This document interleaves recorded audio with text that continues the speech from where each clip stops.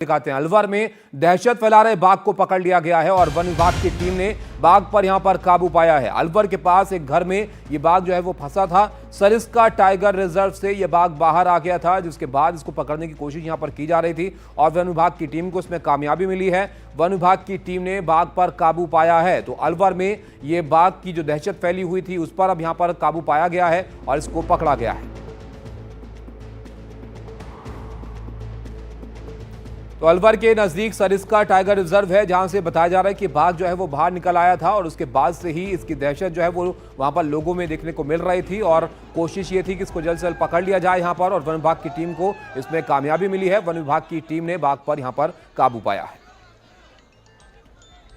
कठिन तो रहा, लेकिन अंत में ट्रैंकुलाइज हो गया, तो अंत भला तो सब भला।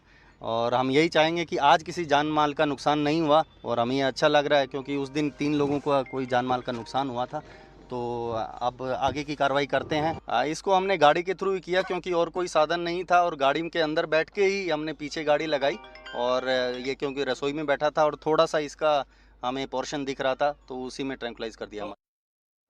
मुदित गौड़ हमारे साथ जुड़े हमारे सहयोगी। मुदित, बड़ी राहत है इस बाघ का पकड़े जाना, क्योंकि बड़ा नुकसान इससे हो सकता था। बताइए कैसे इसको जो है वो पकड़ा गया यहाँ पर?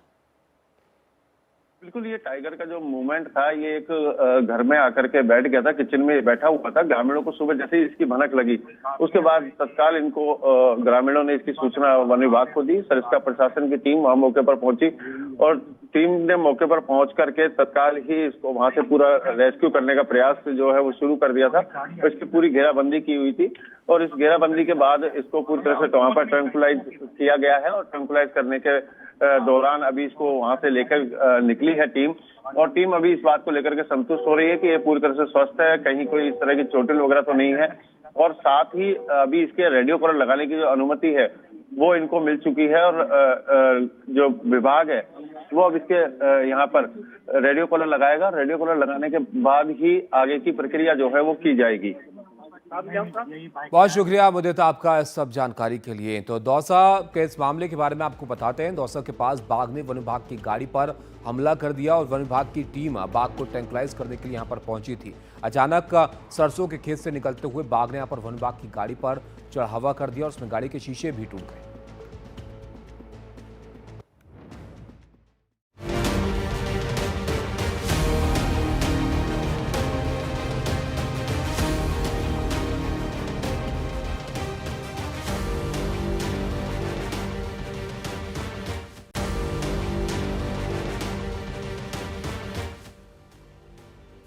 नहीं है, बल्कि बांदीकुई के महूखेड़ा गांव की तस्वीरें हैं, जहां खेतों में एक साथ कई गाड़ियां दौड़ रही हैं। ये वन विभाग की टीमें हैं जो अलग अलग गाड़ियों में सवार होकर एक बाघ को ट्रैंकुलाइज करने निकली हैं। लेकिन ST-2402 टाइगर ने वन विभाग की ही टीम पर हमला बोल दिया। अचानक खेत में से बाहर निकलते हुए बाघ वन विभाग की बोलेरो पे कुछ क्षणों के लिए चढ़ गया और फिर वापस खेत में भाग गया। गाड़ी के शीशे टूट गए और वन विभाग की टीम बाल बाल बची। सुबह कर्णपुरा में पगमार आए हैं। अभी भी रेगुलर टीमें लगातार सर्च कर रही है। जहां से भी कोई मूवमेंट की खबर आती है तुरंत टीमें भेजकर उसको चेक करवाया जा रहा है।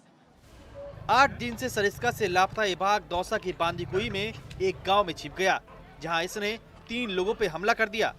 पहला अटैक उसने तब किया जब खेत में लोग काम कर रहे थे। इसी दौरान बाघ ने एक महिला समेत 3 लोगों को शिकार बनाने की कोशिश की। ये तो गनीमत रही कि लोगों की आवाज सुनकर बाघ वहां से भाग गया, लेकिन 3 लोगों को वो गंभीर रूप से जख्मी कर गया। जिस गांव में हम मौजूद हैं, मऊ खुर्द, जहां कल 3 लोगों को उस बाघ ने घायल किया था और गंभीर घायलों को फिलहाल जो है अस्पताल में इलाज जारी है। लेकिन कुछ घायल, जो एक महिला घायल थी जिसे सबसे पहला जिसके ऊपर वार किया गया था, उस महिला। तो आपने देखा इस बाघ की किस तरह से दहशत वहां पर फैली हुई थी और आखिरकार अब इसको जो है वो वन विभाग की टीम ने यहां पर पकड़ लिया है।